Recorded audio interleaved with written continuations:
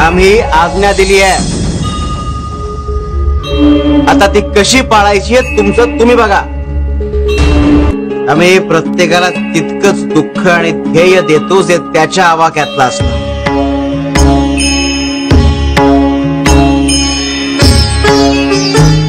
तुमची क्षमता तुमच्यापेक्षा आम्हाला जास्त ठाऊक आहे.